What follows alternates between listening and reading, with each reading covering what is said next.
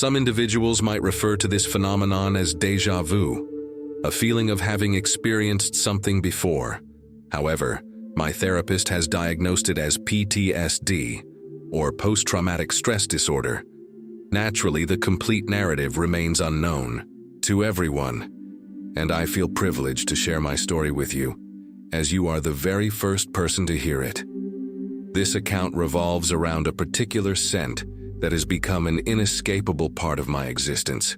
This odor not only invades my dreams, but also manifests itself in my nightmares, creating a relentless cycle that has led me to the point where I can hardly sleep at all. The situation has escalated to such an extent that I almost lost my job after arriving 30 minutes late one day, looking disheveled in a mismatched suit and sporting dark circles under my eyes that hinted at my sleepless nights. The presence of this smell triggers excruciating headaches, and what troubles me the most is that it seems to be concealed everywhere I go. In an attempt to regain some semblance of control over my life, I managed to gather my thoughts and schedule an appointment with the most expensive and highly regarded therapist in the area, if you consider someone's credentials based solely on 4 letters following their name as a mark of qualification. While many men may fantasize about intimate moments with their wives, my own fantasies take a darker turn, envisioning what my wife would look like eternally resting in a casket. Beneath the fresh scent of every person's deodorant or high-end perfume lies this haunting smell that I cannot escape. It only takes one small action for this scent to come rushing back into my consciousness. After all, those who are alive serve as a catalyst for evoking the scent associated with death. During our sessions, I felt compelled to conceal the true nature of what tormented me. So, as absurd as it may sound, I described the scent as merely a scented deodorant. In the process, I shed heavy tears filled with sorrow and penned poems detailing my arduous struggle against what I have come to call the smell. You would need to witness the entire scene to fully appreciate the irony woven throughout. Despite her impressive qualifications, she accepted every word I uttered without question. Having encountered numerous unstable, wealthy clients, I didn't seem particularly out of place among them. You see, that seemingly ludicrous tale isn't too far removed from reality. All that needs to change is swapping out the scent of deodorant for the more morbid essence of lifelessness and decay. The initial occasion on which I took a life was not particularly memorable or significant. My company was in the midst of trying to finalize a deal with Lenore Brooks, and I had dressed in my finest Italian suit, taking extra time to style my hair to convey professionalism and confidence, essentially saying, "We mean business. Let's close this deal." However, during the lunch break, a careless intern accidentally spilled coffee all over my shirt, turning me into the subject of ridicule within the meeting. Our company quickly became the laughingstock of the gathering. Fueled by rage, I observed the intern chuckling along with the others, mouthing an insincere apology through fits of laughter. After spending an entire day enveloped in the rich aroma of creamy coffee, which for the record I would never consider purchasing myself due to the fact that cream is quite fattening, I found myself following the intern down Baker Street toward a pie shop. It struck me as a rather unfortunate display of poor taste. In my opinion, pie is hardly a worthy dessert option. Furthermore, the pies at this particular establishment are excessively crumbly and utterly devoid of any real flavor. I stood outside, observing him as he entered the shop, and waited patiently. Indeed, it did occur to me how completely unhinged I had become, yet I chose to dismiss those thoughts. During my school days as a young boy, we delved into classic literature such as The Pearl, Lord of the Flies, and Animal Farm, among others. If these literary masterpieces convey anything about human nature, it is that our instincts are fundamentally primal. If savagery is considered our default state, wouldn't allowing it to surface just a little bring me closer to what is deemed normal? Moreover, considering that people perish every single day, I hardly think eliminating a mediocre intern would qualify as particularly savage behavior. While I might not have genuinely intended to harm the intern, the events that unfolded next pushed me to my breaking point. He stepped out of the shop carrying a bean pie, Yes, you heard that right, a pie made entirely out of beans. That was the final straw for me. I turned and walked into a nearby alleyway which was dark and seemingly abandoned. Just as the intern was passing by, I let out a blood-curdling scream at the top of my lungs and dropped to my knees. The intern halted in his tracks and glanced in my direction, appearing bewildered as he stumbled forward blindly. "Hello? Who's there? Are you okay?" he called out, his voice filled with concern. I was concealed by the deep shadows cast by the buildings flanking either side of the alley. There, atop a dumpster, lay a battered wooden baseball bat. This discovery felt like a clear indication that my instincts were indeed correct. I discreetly tucked the bat behind me and hunched over on the ground, preparing for what was to come. As the intern approached, I hesitated momentarily. He looked down at me, clearly puzzled. "Cream coffee guy? What are you doing here?" he asked, his confusion evident. In a sudden burst of adrenaline, I swung the bat forcefully against his head and he crumpled to the ground, lifeless. With a heavy heart, I hoisted his body into a dumpster. He truly was overweight, perhaps a consequence of his pie indulgences. Maybe in a twisted sense, I was doing him a favor. I carefully tiptoed around the gruesome scene of blood and baked goods. All the while, the alley was infused with the lingering sense of creamy coffee and bean pie. The reason I find myself standing here today is that it isn't solely the two distinct odors that have been permanently engraved in my memory. The scent of his recently deceased body hangs heavily in the air around me, refusing to dissipate. It follows me like a specter, both tormenting and oddly comforting at the same time. However, merely experiencing the ghostly presence of that smell is insufficient for me. I crave the adrenaline rush, the visceral sight of blood flowing. You might be feeling frightened at this moment. Honestly, I would share your fear if our roles were reversed. But to me, you are just a means to achieve my ultimate goal. Please do not take what I am about to do as a personal affront. My feelings towards you do not mirror the disdain I held for the man who sold bean pies. Look at this bat in my hand. Trust me when I say it won't cause you any real pain. The girl, bound to the chair, writhed in her restraints, desperately trying to break free from her captivity. She gazed at the monstrous figure before her with sheer terror. There was no trace of humanity left in his ravenous eyes. He had become something entirely different. In that moment, she found herself wishing for countless things, that she could engage him in conversation, to help him understand the error of his ways, that she could transport herself anywhere else but this dreadful place. And above all, that she had never set foot inside that foolish pie shop. With a heavy heart, she shut her eyes and resigned herself to the fate imposed by a society that had birthed such a damaged individual. The man came to the realization that no form of therapy or persuasive argument could ever satiate his insatiable cravings. There was only one path that could restore a sense of wholeness to his fractured existence.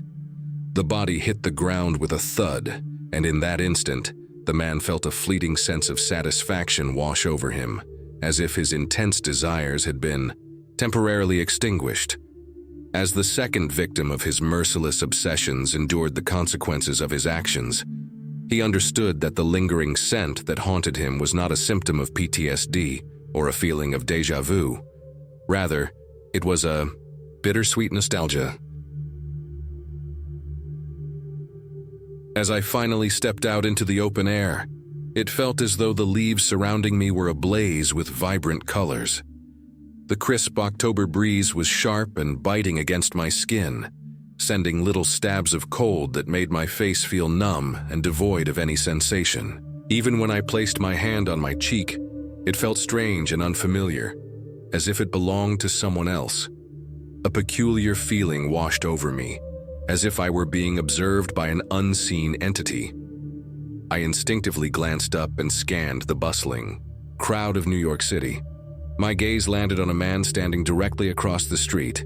He was dressed in a long pea coat, and his hands were tucked deep into his pockets. For a fleeting moment, our eyes locked, but then he melted away into the throng of people surrounding him.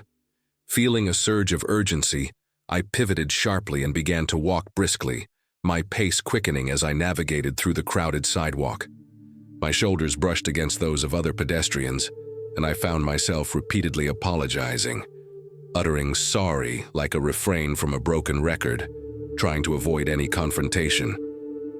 In a bid to escape the unsettling encounter, I ducked into a nearby coffee shop, which fortuitously happened to be my usual haunt. Once inside, I positioned myself by the window, peering out anxiously while breathing heavily, scanning the sea of faces for any sign of that odd man. Suddenly, the sound of shattering glass erupted behind me, causing me to jump in surprise. "God damn it. Joanna," muttered the barista, clearly frustrated by the mishap. Without hesitation, I offered my assistance, quickly dropping to my knees on the smooth wooden floor of the coffee shop. I began gathering the jagged shards of the broken mug, carefully scooping them up to help clean up the mess. "Thank you," she said with a smile. I carefully placed the shards of broken glass onto the tray that she was holding, and with a sense of defeat, she carried it away to the back room. The bell above the entrance of the coffee shop jingled as it swung open. I brushed off the dust from my blue jeans and glanced over. There, standing ominously, was a man clad in a long coat. His hand was tucked back into his pocket, and his piercing gaze seemed to penetrate deep into my very being. Feeling uneasy, I instinctively took a step back, but he began to inch closer toward me. "What do you want?" I managed to stammer, my voice trembling with fear. He remained silent, continuing to advance until I found myself with no space left to retreat. "I know what you did," he said, his voice low and menacing, even though he spoke in a whisper. A chill ran down my spine at his words, and I could feel his face hovering mere inches from mine, his eyes an unsettling shade of black, dark and devoid of any warmth or humanity. Suddenly he seized my arm, gripping it tightly enough to cause pain. "Help!" I screamed, but my cries fell on deaf ears. No one came to my aid. He forcefully pulled me out of the coffee shop and into the bustling street outside. As I scanned the crowd, I noticed that everyone was engrossed in their phones, oblivious to the distress, anxiety, and terror that I was experiencing. "Say another word, and you'll wish you hadn't," he warned, looking at me with a mix of disgust and menace as he cut off my repeated pleas for help. Without hesitation, he opened the door of his sinister-looking van and unceremoniously tossed me inside, showing no sign of remorse. Before I could even voice my objections, he slammed the door shut. I was utterly bewildered about where we were headed, feeling every bump on the rough, unfinished road beneath us. The jolt from a particularly deep pothole nearly sent me flying against the side of the van, intensifying my sense of dread. Out of nowhere, we came to a sudden and unexpected halt. The man abruptly exited the vehicle, and for a brief moment, at least 15 seconds, I lost sight of him entirely. It wasn't long before he reappeared, flinging the door open with a force that startled me. Once again, he seized my arm with an intensity that felt as though he intended to tear it from my body. We found ourselves in front of a large white building, which was ominously surrounded by a tall fence topped with menacing barbed wire. He guided me into a vast tunnel that led us toward a set of double doors, where a towering figure stood guard. Nearby, the man in the long coat indicated that this was the last stop. Without uttering a single word, the imposing guard stepped aside, allowing us to pass through the doorway. Inside, I was met with a hallway that seemed to stretch on endlessly, lined with numerous closed doors along its length. We made our way down to the third door, which he opened forcefully and unceremoniously tossed me inside. "Stay," was all he said before he slammed the door shut behind him. As I surveyed the room, I noticed a shabby, worn wooden table positioned in the center, accompanied by 2 chairs placed on either side. Cameras were mounted in every corner of the room, and above the door, a tiny red light emitted a faint glow. From one of the cameras, almost too small to notice at first glance, I attempted to twist the doorknob, but it resisted my efforts. It was clearly locked. After a lengthy internal debate about whether I should remain standing or take a seat, I ultimately chose to sit in one of the chairs. Time seemed to stretch on endlessly as I sat there, though I later realized it had only been about 30 minutes. Suddenly, the door swung open, and a frail blonde woman entered. Her expression conveyed a sense of urgency and seriousness, indicating she meant business. She wore a navy blue suit over a crisp white button-down shirt and clutched a red folder, labeled classified. With deliberate slowness, she pulled out the chair across from me, showing no signs of haste. Once seated, she slammed the folder onto the table and flung it open, addressing me directly. "Riley Jefferson, is it?" I swallowed hard and nodded. In response, she glanced up at me momentarily before quickly returning her gaze to the pages in front of her. Wetting her fingers, she began flipping through the documents, and the sound of the pages turning echoed in the silence. This process seemed to drag on for what felt like an eternity, until she finally looked up and announced, "It's time to take you to the room." Before I could fully comprehend her words, the man in the long coat yanked my arm, pulling me out of the chair as if I were a lifeless doll. I barely had time to protest before we found ourselves standing in front of a glaringly bright red door, with the woman trailing closely behind us. "Open it!" she shouted with palpable excitement.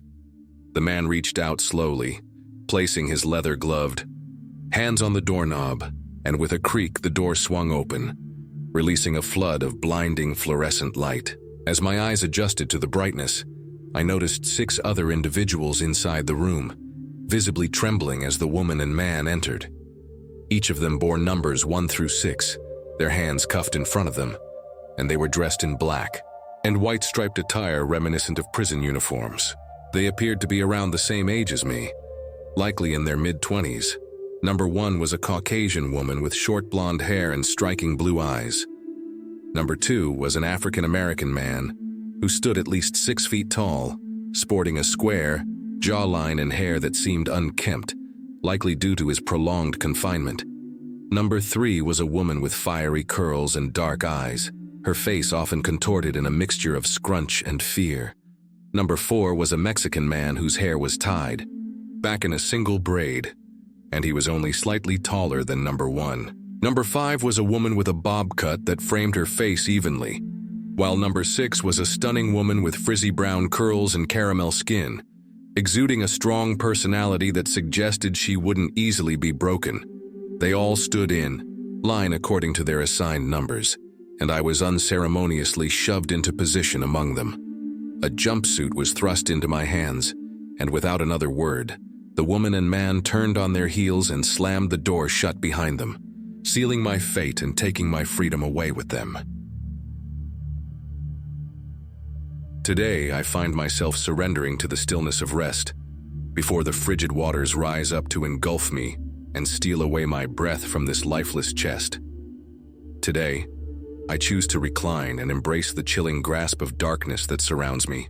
Today, I make this choice so that I may have the opportunity to witness 1,000, perhaps even 1,000,000 tomorrows in the future. Today, I face death, so that I may experience life anew tomorrow. Within the confines of the capsule, the padding varies in texture. Some areas are smooth and luxurious, while others feel coarse and abrasive against my skin. My head is supported by a firm cushion, yet I can feel a slight strain in my neck, as if the angle is not quite right. I attempt to reposition myself for comfort. A wave of anxiety washes over me for a fleeting moment. Will I awaken with a crooked neck? Will the passage of time distort my body so that I must view the world askew? The mere thought of being unable to stand tall and confront whatever lies ahead sends a shiver through my very soul. In response, I instinctively reach for the training I have undergone. I begin to perform the calming exercises I've learned. Fear is the killer of the mind. I focus on slowing my racing heartbeat and regulating my breathing. This is what I desire. I have made this choice. I will gaze upon tomorrow with clarity. Have already said my farewells. Though they were few and brief, they carried weight. My children, though distant and somewhat awkward in their interactions with me, I embraced and loved dearly. They could not comprehend my decision, nor could they muster the support I sought for my journey. They struggled to understand the purpose, behind my actions, which I undertake not only for them but also for myself. It remains a sacrifice nonetheless. I must bear witness. I yearn to see the dawn of a new era. I can no longer tolerate the filthy, grimy darkness of the world we have created. They say change is on the horizon. They proclaim that a pivotal moment has arrived. Yet still, the sun's rays cannot penetrate the thick smog that envelops us. The unbearable heat continues to scorch and suffocate what little life persists. Time, they assure us, will usher in a better existence. I will put their promises to the test. Only I possess the ability to assess the words blaring from the loudspeakers scattered throughout every arcology block. The enticing and smooth assurances offered to the faceless throngs of hurried workers who navigate the depths of our mega-cities. Children, men, women, wives, husbands, and those who sell their bodies. Many have been born since the sun was lost to us. Most have never stepped foot outside the protective walls that keep them both safe and imprisoned. They live in fear of the vast openness beyond. The walls of my capsule feel uncomfortably close. The lid is about to close in on me, and soon the lights will extinguish. The last visage I will see, obscured by a mask and shrouded in anonymity, will peer in at me and bid farewell with a wave. As the face appears, the gesture of farewell occurs, and the lid begins to shut like an iris closing. It transforms into a self-contained sarcophagus, possessing an almost magical ability to preserve what lies within. Panic begins to seep into the darkness as the light gradually diminishes. Slowly, the walls around me start to emit a faint glow, a delicate whisper of illumination. My eyes begin to adjust to this dimness. There, in front of me, is my hand. Soon the walls will constrict around me, holding me firmly in place, reminiscent of a comforting womb. It feels like a secure haven where I can endure the passage of time. However, my thoughts wander ahead, only to be jolted back to reality. What if I remain conscious like this, fully aware for all eternity, imprisoned? What if, and I find myself screaming endlessly? Something feels amiss. I am awake. I can sense my surroundings. My body is alive, with sensation. Yet I find myself alone in this enveloping darkness. Fear grips my heart tightly. I thrash about, pounding against the walls that confine me. The lights should have illuminated by now. By this point, I should have been rescued from this coffin-like confinement. My body feels cold and numb. What are they called? They have 5 wiggling appendages. These appendages are tingling, hypoxic, tied. A section of my brain, trained more rigorously than my impaired consciousness can comprehend, realizes that in addition to whatever malfunction is occurring in the facility, which is preventing my rescuers from reaching me, there is also something fundamentally wrong with my mind. And with my circulation, I have not returned whole. I take deep, ragged breaths, which quicken as panic surges through the dwindling air supply in what is becoming my tomb. Dead. Dead if I don't manage to calm down, think clearly, focus on the positives. At least I didn't wake up dead. Check. My blood continues to race. I can hear it rushing in my ears. The darkness is complete. The minor sounds in this confined space seem amplified. The fabric of my jumpsuit rustling, the echo of my own breathing. Outside, there is nothing but silence, emergency release. There must be an emergency release. Visualize the schematic. It's located at my feet. Push hard with my feet until a faint click resonates in the stillness. There it is. Good. Now for step 2. I raise my hands above my chest and push upwards and outwards against the lid. I designed this mechanism for moments like this. I always planned for such a possibility. There was always a chance of this happening. The pressure I exert activates an emergency power cell, causing its components to react and generate energy even after an extended period of dormancy. A sleep that has lasted too long. That thought flickers through my mind. How long was our plan? How long? How long? Long. Far too long. Damn it. I shake my head vigorously in an attempt to dispel the chaotic thoughts swirling around inside my mind. Instead of clarity, I am met with a dazzling display of stars that flicker and dance before my eyes, creating a disorienting spectacle. A wave of nausea washes over me, causing dry heaves to seize my body. Suddenly, a small green light pulsates to life, drawing my attention.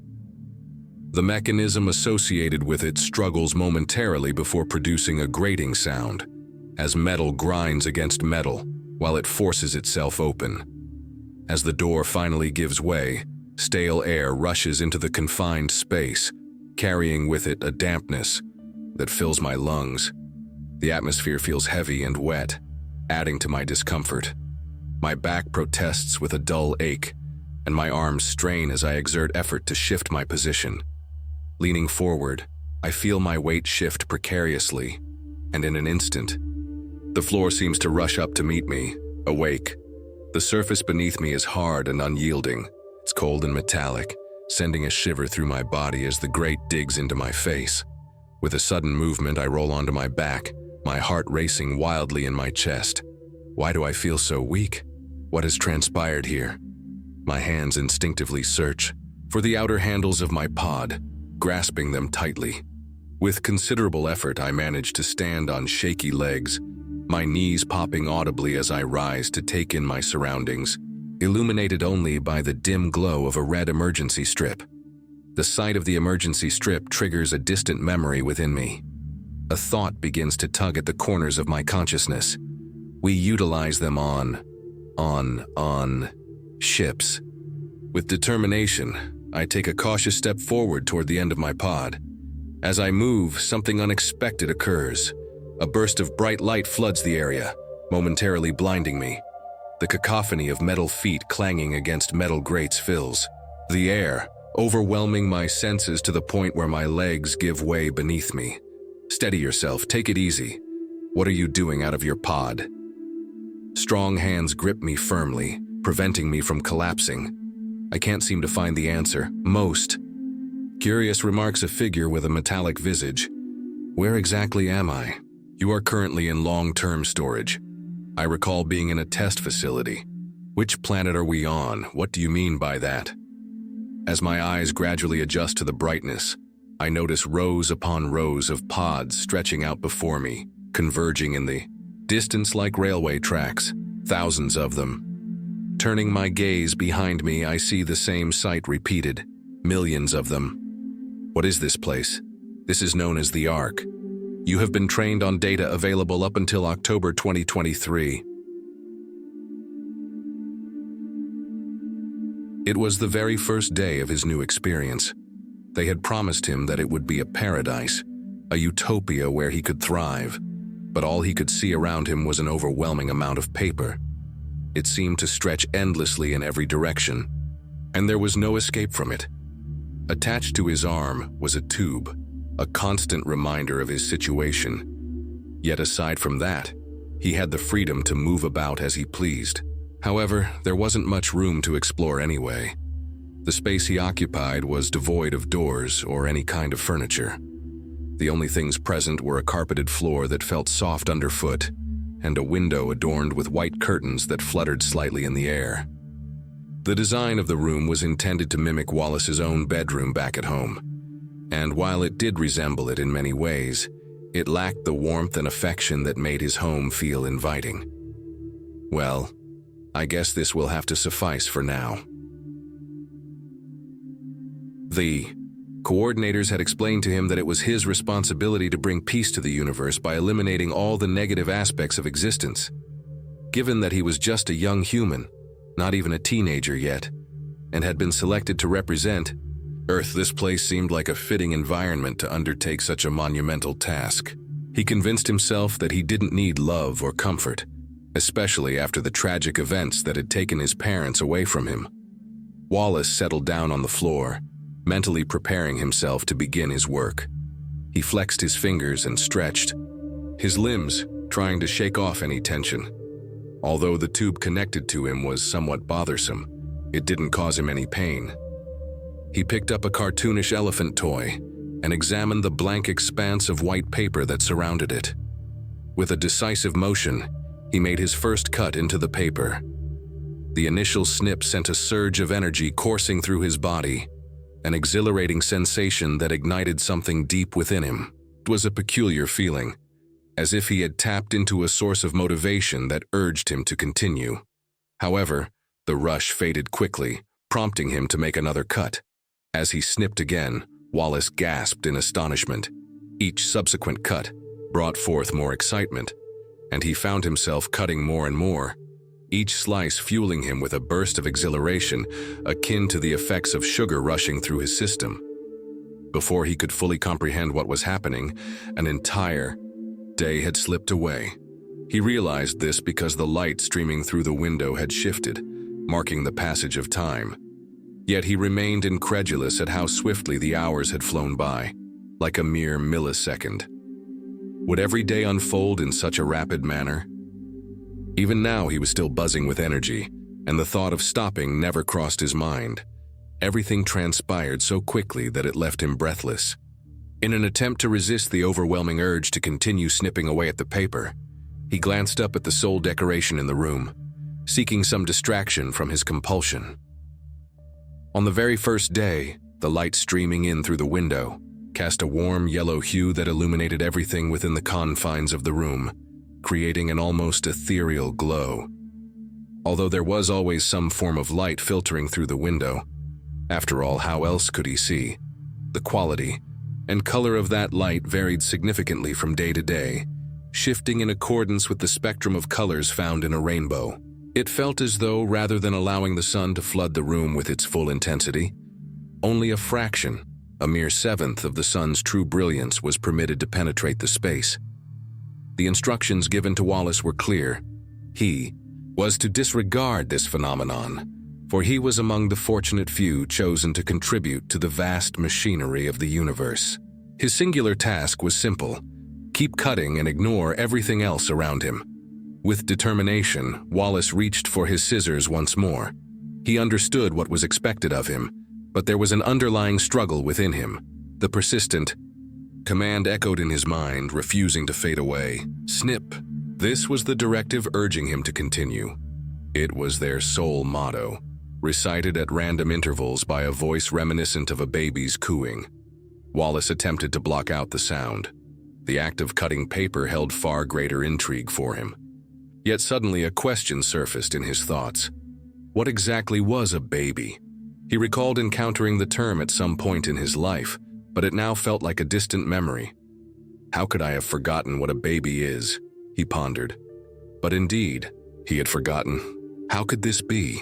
A voice within him reassured him that such knowledge was inconsequential. It urged him to persist, promising that the bliss he would experience from continuing would outweigh any doubts. However, there was another voice present as well, one that cautioned him against this unnatural behavior. It insisted that he needed to resist the urge to comply blindly. Caught in this internal conflict, Wallace found himself unsure of which voice to heed. Yet the rhythmic sound of the scissors slicing through the paper and the pulsating energy surrounding him drowned out his conflicting thoughts. He chose to disregard the distractions of his mind and continued snipping away, one cut after another. This was exhilarating. Before long, the motion of rotating the scissors to achieve the perfect circle became instinctive for him. Wallace had practiced this symmetrical technique so often that he could now execute the cuts with his eyes shut. He remained blissfully unaware of the discomfort when the scissors occasionally pricked his fingers. His sole focus was on the act of cutting. In truth, that was all that was required of him. Everything else had already been arranged for him. Just a simple snip. It didn't seem like much at all. Initially, he had worried that this task might become tedious, but it turned out to be anything but dull. He attempted to perceive the paper not merely as an inanimate object devoid of life. Instead, he regarded it as a playful means to occupy his time. Wallace observed how the paper contorted and shaped itself when he engaged in that action. What was that term again? Ah, yes, when he snipped the paper. The gentle rustling sound produced by the material brought back memories of the woods he used to visit during his childhood. The melodic chirping of the crickets in those woods was truly a delightful experience. However, a shiver ran down his spine. No. Upon closer inspection, those crickets could be quite frightening when seen up close. But at this moment, Wallace reassured himself that he was secure. Paper did not evoke the same feelings as the crickets did. It simply existed as it was. There was no reason for fear, just the soothing crackle of the paper and the shimmering dust particles illuminated by the sunlight streaming through the window. Before long, the recollection of those terrifying woods faded from his consciousness. Wallace appreciated the absence of any rigid structure in what he was doing. It was all about the act of snipping. He began to tune out the commands urging him to snip and the shifting lights around him, yet he sensed that time was indeed moving forward. It was almost overwhelming to contemplate. He realized this because his fingers appeared to grow paler with each passing moment. Although he couldn't see his own face, he could sense that his vision was becoming less clear. Not that it mattered much to him, yet still he pondered whether he was aging. It struck him as peculiar to consider that notion. When he had first embarked on this cutting journey, he had been merely 12 years old. Even now, he still looked like a 12-year-old. The only noticeable change was the way he felt. He felt delicate and somewhat akin to paper himself. It was an odd sensation, but ultimately pointless to dwell on. He continued to cut, driven solely by the desire to snip. Indeed, the infant had seemingly extracted those words directly from his mouth. Yet, the persistent feeling lingered. His body emitted a crackling sound with every movement he made, as if he were transforming into paper. Such a transformation should not have been feasible. Wallace voiced his thoughts aloud for the first time in what felt like ages. However, his voice emerged raspy and barely discernible. He attempted to cough, but it seemed as though he lacked the lungs necessary for such an action. What is happening? Wallace reached up to touch his face but found he could not feel anything. No, snip, no. Wallace refused to snip. He was taken aback, too stunned to take any further action. A tremor coursed through him, even though he felt no chill.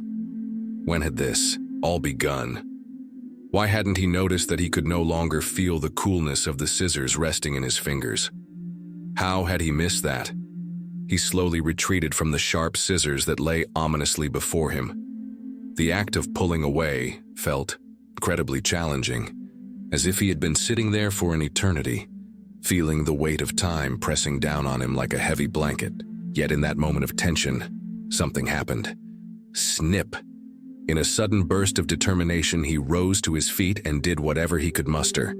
He found himself unable to scream out in fear, nor could he flee from the situation that ensnared him. All he could do was remain seated, resolute in his decision to never engage in cutting again. He vowed it would be a practice he would abandon forever. As he sat there, Wallace's tube fell away from him, leaving him vulnerable. Was it possible that the coordinators were becoming aware of his defiance? It seemed likely. He stretched his arm, feeling a sense of liberation wash over him. Finally, he was free. But then, without warning, a searing pain struck him, causing him to recoil in horror. In that instant, he truly opened his eyes for the first time, seeing the world around him with clarity. I need the tube to survive. Not only did he realize his dependence on the tube, but he also recognized that without the continuous surge of energy that accompanied each snip, he felt utterly depleted. He had leaned on this source far too heavily. He should have perished long ago. How many years had he lived? 100? 1,000? Perhaps even more? Days had previously flown by in the blink of an eye, yet now, confronted with the stark reality of his existence, every second dragged on painfully, stretching out like an endless day. They chose me because I was weak and easy to manipulate, but he would not allow them to define him any longer.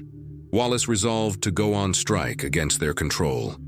They must still require his existence, especially since they had kept him alive for so long. Every individual held significance in their eyes.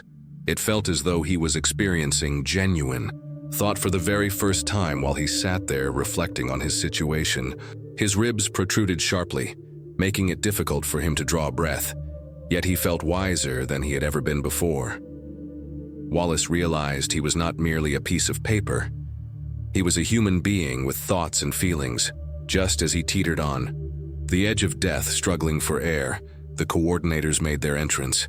5 of them filled the room, and their presence seemed to expand the space around him. In that moment, Wallace lost his ability to see or feel anything at all. He was unaware that they had transported him to their primary healing chambers, which were ironically constructed of paper themselves. They reattached the tube to him, allowing him to heal, and placed a pair of scissors back into his trembling hand. Startled awake, Wallace instinctively hurled the scissors across the room, desperate to rid himself of them. He attempted to shout, "No!" but the words never escaped his lips. The coordinators, however, were fully aware of the turmoil brewing within his mind. The first realization that struck him was the return of his senses. It felt as if a tidal wave of information came crashing down on him all at once, overwhelming him with its intensity. The ambient lighting in the room was dim, casting a soft green hue that added to the overall atmosphere of darkness surrounding him. He became aware that he was lying on a plush bed, and he could distinctly feel the presence of a tube inserted into his arm, a reminder of his current state. With each breath he took, he could see the rise and fall of his chest, and it dawned on him that this was the first time in what seemed like an eternity that he had experienced the sensation of coldness against his skin. Additionally, he caught a whiff of a strong, unfamiliar odor lingering in the air, though he couldn't quite identify its source. As the initial wave of sensory input settled, he became acutely aware of his own frailty. The act of throwing the scissors had drained a significant amount of his energy, compounded by the shock of regaining his senses after such a long absence. Although he understood that feeling weak was a normal response given the circumstances, it still felt overwhelmingly burdensome. Suddenly, he felt a firm grip on his shoulders, preventing him from tumbling off the bed and onto the hard floor beneath. It was one of the coordinators, a figure who resembled a paper doll in appearance, with a flat and lifeless quality to his features. However, despite his seemingly dull exterior, the coordinator's movements were infused with a surprising vitality. The way he gestured in shock and the weight of his footsteps conveyed a sense of urgency and emotion. Among them was another individual, who bore a striking resemblance to a woman, her skin appearing paper-thin and her features devoid of color.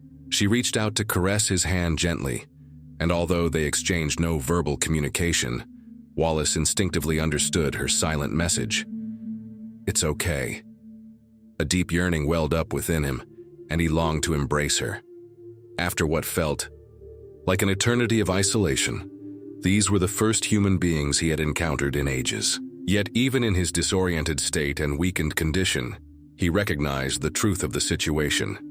These individuals were the very ones responsible for his predicament. They had taken away his friends and family, imprisoning him in this place to serve their own purposes.